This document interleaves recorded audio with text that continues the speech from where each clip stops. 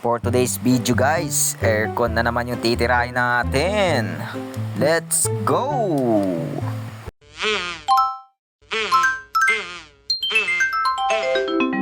Kalikotings! Ayun guys, at mag-check tayo ng 3 unit na outdoor ng ECU. Aircon yan mga guys. Ayan, at binabaklas na ni Kuya Ariel. Ito yung una ng binuksan namin guys, kasi yan yung hindi mainit. Kinapa-kapa muna namin guys yung likod ng pan motor kung mainit ba o hindi, para malaman natin kung may problema yung pan motor or bearing lang. Ano, starter? Pagbuhay ka lang. Oo, ako na pa. Kung katawag ko sa init, kita na naiinit ang andar. Tugbaw guys, tugbaw.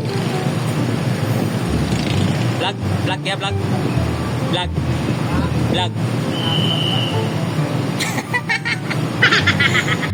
Ayan guys, at kitang-kita yung ebidensya. Sunog na sunog yung motor guys. 1 down na guys. Ito naman yung pangalawang may problema, pan motor din. Inikot-ikot namin, may tama yung bearing. Bali yung gagawin namin dyan guys, para matesting kung okay pa yung winding, kukunin namin yung rotor ng nasunog na pan motor dun sa kabila, tapos ilipat dito para malaman lang natin kung normal pa ba yung amperahe. Kasi malutong na yung windings niyan guys, hindi na namin nabidyohan. Masyado kasing madumi yung kamay namin guys. Nadudumihan yung cellphone sa kakahawak namin.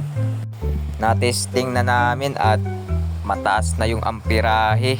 Nasa almost 3 ampere na yung amperahe ng pan motor guys. Tapos mga ilang minuto lang nag-overheat, masyadong mainit na. Okay naman yung capacitor guys, wala namang problema. Sa winding talaga malutong na, may tama na guys. Bali hindi natin yan maaayos ngayon guys, kasi kailangan ng palitan. Nirekomenda na namin ng bago. Hindi na namin ipapariwind to kasi di rin tatagal. Na-experience na namin yan guys, na pinariwind yung ibang pan motor sa ibang unit din ng aircon. Hindi talaga tumatagal at iba yung ikot kumpara dun sa original. Kaya yung gagawin na lang dito guys, gagawa na lang kami ng report para ma-approvean yung bagong pan motor. Bali 3 pan motor yung papalitan dyan guys. Sunog na yung isa, tapos yung dalawa malutong na. At umorder na rin kami ng 2 pan blade guys. Antayin na lang natin yon na dumating at ma-approvean. Kaya nasira yung 2 bearing guys, kasi may problema na yung pan blade.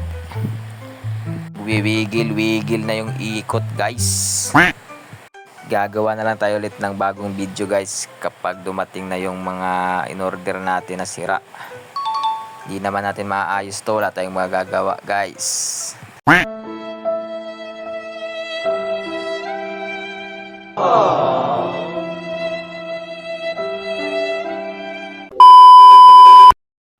Shout out muna tayo guys sa mga followers, likers at sa mga nagsishare ng ating mga videos.